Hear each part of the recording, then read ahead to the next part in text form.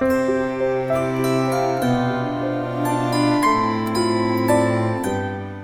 மருத்துவம் எப்படி இருக்கணுங்கிறத பத்தி ஒரு இலக்கியம் சொல்லியிருந்தா தமிழுக்கு ஒரு முக்கியமா தமிழ் இலக்கியங்கள் மட்டும்தான் என்ன கவலை பெற்றுக்கோன்னு சொல்லியிருக்கான்.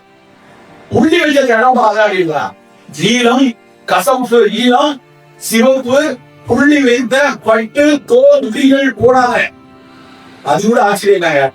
மருத்துவருக்கு வெள்ளை உடை உடுத்த சொன்னது முதல்ல தமிழ் தான்.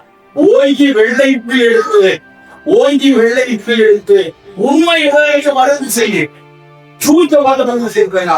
இப்ப பிறந்த சோறு வாழ்றதுக்கு முன்னாடி எழுதப்பட்ட பாதி ஓங்கி வெள்ளை தூள் எடுத்து உண்மை மருந்து செய்ய செய்ய இல்லைன்னா அதுக்குரிய மருத்துவர்கள் போட்டு இன்றைய அரபாற்ற மருத்துவமாய் போய் மருத்துவம் கேள்விக்குரிய தம்பியாக மாறுவதற்கு காரணம் இந்த ரெண்டு விஷயம் பார்க்கிறாங்க. உண்மையை எந்த மருத்துவமாக இருக்குமோ இப்ப எந்த துறை சார்ந்த இருக்குதோ போயிட்டு இருந்ததுன்னா நீ உண்மையை உணராமல் மருந்து யோசிச்சேன்னா அவனால அது ஒரு வகையில் செய்ய அந்த மருத்துவம் எப்படி இருக்கிறான். சோதிடம் பஞ்சபட்சி சரபு சாயந்திரம் வாரத்தை இதனையும் வாங்கினா இவ்வளவு படிச்சு சோதிடம் என்றால் இன்றைக்கு சொல்லக்கூடிய சில விஷயங்கள் இல்லை. வானிகள் சாய்க்கிறான். இன்னைக்கு சொல்றாங்க சந்திரகிரகணத்தை பத்தி எப்படி ஜூலை 27 சந்திரகிரகணம் வரும் அப்படின்னு சொல்லி 2000 வருஷத்துக்கு முன்னாடி சொன்னாங்க. ஒரு லாகிங் அப்படிங்கிற ஒரு விஷயம் இருக்கு. இந்த லாகிங்களோட நேர் தூரங்களை வைக்கின்ற கம்பலை அந்த இடைவெளிக்கு இவ்வளவு தூரத்துல இந்த கால் சூழலுக்கு வந்து அவங்களுடைய அடிக்கடி அந்த சாஸ்புக் தெரிஞ்சு கூழ் பாரு தூத லட்சணம் பாரு கோள் பாரு நாடு பாரு பிறகு அவனை பாருதான். ஒரு யார் பாரு 100 லட்சம் பாரு 7 பாரு கோள் பாரு இன்னும் கீர்த்தி தந்தை பாரு பிறகு பாரு. அதாவது one kind of disease is second, one kind of person is the best. எப்படியா மனிதனுக்கு நோய் வந்திருக்கிறது. அவன் அகமான மனிதனா, அவனுடைய பழக்க வழக்கம் சரியாக இருக்கிறதா, அவருடைய எண்ணம் சிந்தனை ஓட்டம் சரியாக இருக்கிறதா, அவருடைய பழி என்ன, அவருடைய சிந்தனை என்ன, அவருடைய உணவு என்ன, இத்தனையும் பார்த்துட்டு அப்புறம் நோய் என்ன பாருங்க. இதுதான் நவீன அறிக்கைகளுக்கும் தமிழ் மருத்துவத்தான மிக அடிப்படையான ஒரு வித்தியாசம். அஸ்தாரி Sayida 280 for 80 kg, 480 for 90 kg, 180 for 12 kg நவீனம் இருக்கும். அங்க விரோசன கேள்வியாவோ எடை மட்டும்தான் அவர்களுடைய புரியல. அதை தவறாக குறைந்து மதிப்பிடவில்லை. ஆனா பாரம்பரியம் அப்படி இல்லை. இவன் திட்டக்காரன், இவன் பாதகாரன், இவன் சேர்ந்த இவன் மன அழுத்தத்தில் இருக்கா, இவன் குடும்பத்தில் சிக்கல் இருக்கிறது. ஒவ்வொருவருக்கும் ஒரு மருந்துவம். அப்போ ஒருமித்த பிரிவில் இருந்ததுனாலதான் இப்படியான ஒரு முழுமையான ஒரு பார்வையை பார்க்கிறது. ஒரு மருந்துவன் எப்படி இருக்கணும், ஒரு மருந்து எப்படி இருக்கணும், ஒரு வாழாய இருக்கணும், அத்தனையும் சேர்ந்து செல்வதுதான் அது தமிழ் இலக்கியங்களும் சரி சித்தர் இலக்கியங்களும் சரி அவ்வளவு விஷயத்தையும் சொல்லுது. இது எப்படி இலக்கியங்கள் இருக்குதோ அதே விஷயம் பணவர்கள் அன்றாடம் இருக்கும். இருமலுக்கு சித்திரத்தை இதயத்தை சம்பளத்தை இது சாதாரண பார்க்குறீங்க. ஆனா ஒரு ஸ்டடி இருமல் பிளாங்கெட்டிஸ் கிரானிக் பிளாங்கெட்டிஸ் சிஓபிடி வரைக்கும் சித்தர்களை தாக்கிட்டு இருக்கான். பெருமன வீட்டுல சித்திரத்தை கஷாயம் சொல்லி விட்டு அது இருமல் போகும். செவ்வாறுல ஐஸ் கட்சி ஒரு இதய நோயாளி இடமரத்தினாலும் எடுத்து விட்டேன். தினசரி தேநீர்ல அந்த செம்பருத்தி இதழ போட்டு ஒரு தேநீராக சொன்னா அது இதயத்தினுடைய தசைகளை வருவாங்க. இதயங்களுள்ள போட்டு ரத்த ஓடிக்கிட்டாங்க. அந்த சிவந்த இதழில் இருக்கக்கூடிய லைகோட்டி சிவப்பு நிறம் கொடுக்கக்கூடிய அந்த லைகோட்டி வந்து இதயத்தினுடைய ஃப்ரீ ரேடிகல் ஸ்கேனிங் செய்யலாம். இது நவீன சொல்லக்கூடிய விஷயம். இந்த வழக்கு புள்ளியில தமிழ்ல ரொம்ப எளிதா சொல்லிட்டா இருமலுக்கு சித்திரத்தை இதய சொல்றாங்க. அப்போ இவ்வளவு ஒரு எளிய பொடியில ஒரு மருத்துவர் கடத்தப்பட்டிருக்கிறது. இவ்வளவு அழகா சொல்லியிருக்காங்க. மேகம் முத்துனா வெள்ள, வெள்ளம் முத்துனா வெட்ட, வெட்ட முத்துனா கட்ட. இது ரொம்ப சாதாரணமா சொல்ல முடியும். இதெல்லாம் என்ன நினைச்சுட்டாங்கன்னா வெட்ட முத்துனா கட்ட அப்படின்னா செகு போயிட்டான், வெட்ட முத்துச்சுன்னா கட்டனா இடம் போயிட்டான். அது கிடையாது.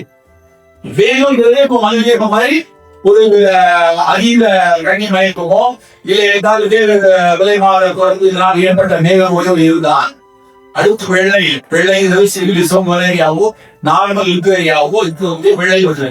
வெள்ளைக்கு சரியாக செய்வது இல்லையா? வெள்ளை வெட்டை வெட்டைக்கு உடலை நெறிய வைத்து அது எச்சரிக்கையாகலாம் சிவில் ஸ்கிரீன் பண்ணா போலாம். வெட்டை மேகம் அதுக்கு மேகத்துடைய கடைசி அவத்தியா இழைந்தும் கொல்ல வைக்கிறது வெட்டை.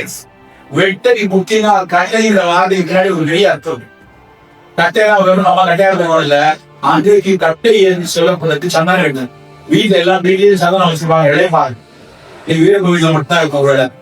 அந்த கட்டைய இழைச்சு கஷாயம் போட்டு கொடுத்தா அந்த வெள்ளை மேகம் வெட்டை மேகம் தனிக்கும் அப்படிங்கிறதா வெட்டை உச்சினா கண்டை. நிறைய பரிந்துள்ளாக பரிவாசியாக மறைந்துள்ளாக இலக்கியங்கள் நிறைய அனுபவித்திருக்கு. மாமனுக்கு மாமனாய் மற்றவனுக்கு மற்றவராய் மாமனும் வெளியே வெளியே மாமனுக்கு மாமனாய் மாமனுக்கு மாமனாய்னா ஒரு மாமனால ஒரு லட்சம் சகுனியால ஒரு பிரச்சனை. இன்னொரு மாமன் கிருஷ்ணன் வந்து இருந்துச்சான்.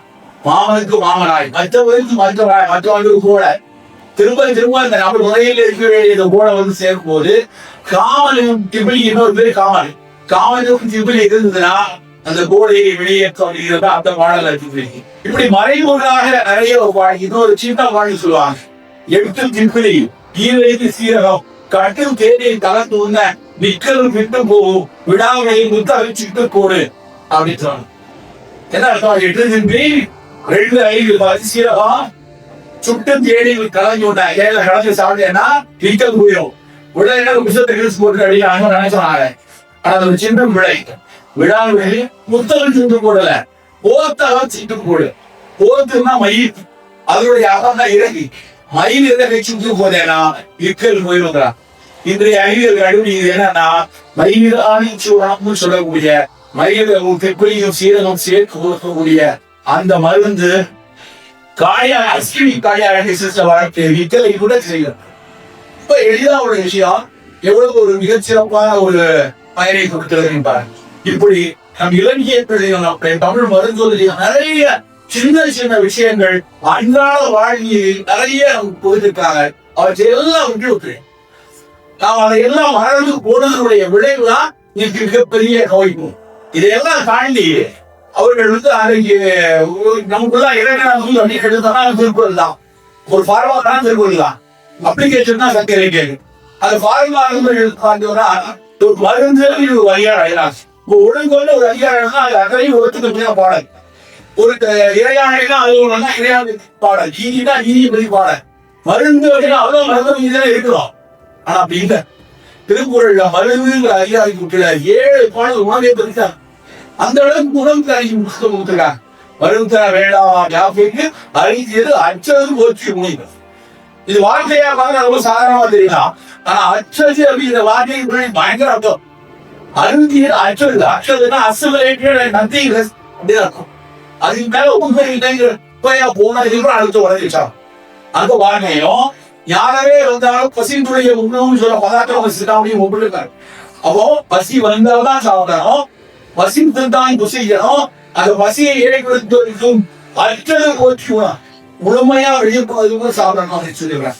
அப்படி ஒரு விஷயத்தையும் நுட்பமாக சேர்த்து சொன்னாங்க. ஆனா இவ்வளவு சொல்லிட்டு ஒரு மிகச்சிறந்த ஒரு விஷயம் சொல்றான். பகுந்தொட்டு பற்றி ஓடுதல். நான் நிறைய நாள் ஐஸ்வர்யம் பகுத்துனா நம்ம எல்லா உயிரையும் பாருக்கணும், ஆழம் கோழியை வளர்க்கணும், செய்தியை பார்த்துக்கணும் மாட்டோம். ஏன்னா அவங்க ரொம்ப முக்கியம். உலகத்தே மனிதனிடம் பேச ஆரம்பிச்சு 1960 தான். ஆனா மனிதனை தாண்டி பகுத்தொண்டும் பல்லுயிரையும் பேசி சென்று தான் பல்லுயிரை நேசி சொல்லுவாங்க. ஆனா அது மட்டும் இல்ல, வெளியே இருக்கிற பிரபஞ்சத்துல இருக்கிற பல்லுயிர் மட்டும் இல்ல, உன் உடலுக்கு ஆகி கொள்ளைக்கு அத்தனையும் பேசுக. நீ சாப்பிடக்கூடிய உணவுனால உன் பயிற்சிக்குள் குடியிருக்கக்கூடிய பாக்டீரியாக்களையும் வைரஸையும் சரியா மாற்றலைன்னா அது போய்தான். ஒண்ணு வெளிப்படையா தெரியும், இல்லைன்னா மரபு ரீதியாக கிடைக்க போய் நீங்க சொன்ன மருத்துவத்துக்கு பிரச்சனை இல்ல, கொஞ்சமா குடிச்சா கெட்ட குடிச்சாலாம் குறையா சொல்லிட்டு இருக்காரு அப்படி சொல்லிட்டு இருக்காரு. உண்மை கிடையாது. இன்னைக்கு ஒண்ணு செய்யா இருக்கலாம், இன்னைக்கு எல்லாம் புது அப்படின்னு சொல்லுவாங்க. இத்தனைக்கு ஒழுங்கு செய்யாமல இருக்கலாம். ஆனா நீ குறித்த மருந்தினால் உன்னுடைய உடல்ல இருக்கக்கூடிய பல பாக்டீரியா வைரஸும் கண்டிப்பா பாதிக்கும். அந்த பாதிக்கப்படக்கூடிய அந்த உயிர்கள்ல அது இருக்கக்கூடிய மரபணுக்கள் சிதைக்கப்பட்டு உன்னுடைய மரபணுகளை வெப்பிச்சு ரெண்டிட்டாங்க. அந்த எபிஜெக்டி டேமேஜ் என்ன ஆகும் அப்படின்னா, அதுக்கப்புறம் ஒருவேளை நீ கல்லூரிக்காக மது வந்திருக்க, அதுக்கப்புறம் திருமணம் செய்யும் போது குழந்தை பேர் அடைகிற, இந்த குழந்தை பேர் இருக்க அந்த குழந்தை வெறும் ஒரு குரோசி மாதிரி தான் சாப்பிட்டுருக்கோம். அதுக்கு இதெல்லாம் அதுவாக சொல்லுங்க. சாத்தியங்களை நவீன அறிவிக்க துல்லியமா சொல்லும். எபிஜெனடிக் டேமேஜ் அடுத்த ஜெனரேஷன்ல எப்படியான பிரச்சனையை போட்டுள்ளது. சாப்பிடாத நான் நின்று உண்ணார் நின்றுட்டு சாப்பிடாது, கிழங்கு உண்ணார் கிழங்கு சாப்பிடாது, வெளியிலே இருந்தார் வெளியில போய் சாப்பிடாது. அத்தனையும் நிச்சயம் பஃபேனா தின்னுட்டே படிக்கிறது, டிவி பார்த்து விளையாடு என்ன பார்த்துட்டு படிச்சுட்டு சாப்பிடுறது, வெளியில இங்க சாப்பிடுறது சாப்பிடறதா பெரிய விஷயம். வெளியிட இருந்தான் அத்தனை நான் செய்யறேன். ஆனா ஒவ்வொரு விஷயத்தையும் முக்கியமாச்சு. அதே மாணவர்கள் இன்னொரு வயசு இருக்கான், அதே டைத்து ஆச்சார கோவையார் நீ குளிச்சுட்டு சாப்பிடு, சின்ன சின்ன சின்ன விஷயம் தான். ஆனா எவ்வளவு அக்கறை இருப்பாரு. நீ குளிக்கு வந்ததுக்காக உன்னுடைய ஆடையை பிள்ளைங்க ஆற்றல் விடாத, நீ தண்ணியில உடைய மழையில உடைய அதையும் கூட எழுதிட்டாங்க ஆச்சாரத்தை. ஏன்னா ஆற்றல் விடாங்க அதுல முதலிடம் கலை ஆட்சி நீரை பாழ்படுத்த கூடாது. ஆட்சி நீரை நிகழ்ச்ச முக்கியமா பாதுகாக்கணும். இடையே 1000 வருஷத்துக்கு முன்னாடி சொல்லியிருக்கிறேன். நீ நான் வச்சுக்க அத்தனை நுட்பமான இலக்கியங்கள் ஒரு விஷயத்தையும் வாழியல் செம்மையாக இருக்கணும்னா எவ்வளவு சுற்றுச்சூழலை சரியாக வைக்கும் கூட உணவு உலகத்துல பல்வேறு பொருள் சாப்பாடுனா என்ன டேஸ்ட் இருக்கு இல்லைன்னா நம்ம எனர்ஜி அப்படின்னா பல இலக்கிய பல அறிவியல் சொல்லு. ஆனா நம்ம கேட்கிறாங்க உணவு என்னப்பா இவனால சொல்லு. உணவு எனப்படுவது இளம் தொழிற்கீரை. அப்ப உணவிடப்படுவது நிலக்குறைனா அந்த நிலத்தையும் நீரையும் எந்த அளவுக்கு பாதுகாப்பாக வைக்கிறாயோ அந்த அளவுக்கு தான் பாதுகாப்பான அளவு வந்து சேருச்சு. அந்த வயத ஆச்சார கோவை சொன்ன அவ்வை பாடி சொன்ன வாழை நம்முடைய மதாயோக சிந்தாமணி நாட்டின் சென்ற அத்தனை சுவைச்சாகும் சூழ்நிலைகள் அத்தனையும் நாம் அத்தனை தெரிந்து வந்தோம். வாட்ஸ்அப்ல கண்ட கழுதை உள்ளது. தினம் ஒரு யாராவது உங்க ஆதித்துறையில சொன்னதையோ ஒன்றை பேர் சொன்னதையோ ஆச்சார கோவையில சொன்னதையோ அதனுடைய பொருள் அனுபவிக்கிறது இல்லை. அத்தனை நம் தமிழ் நண்பர்கள் அவ்வளவு அழகாக ஆசாங்கியப்பட்டிருக்கின்றார். அதை எடுத்து பகிர்ந்தா எத்தனை பேர் நாம் படிப்போம், எத்தனை பேர் அதை பகிர்ந்து கொள்வோம். அதை என்கின்ற பொய்யான போலியான பொருண்டான அரவணைத்த விஷயங்கள்ல போய் நாம் வந்து ஆளுமை ஒரு நண்பர்களே நம் தமிழ் சமூகம் நமக்காக சுற்றம் சேர்ந்த இச்சப்பட்டு எத்தனையோ அவற்றை எடுத்து அறிஞரோடு இணைத்து பார்த்து நம் வாழ்க்கையோடு பொருந்தி அன்றாட வாழ்க்கையை நகர்ந்த நலவாழ்வு நிச்சயத்திற்கும் எனக்கு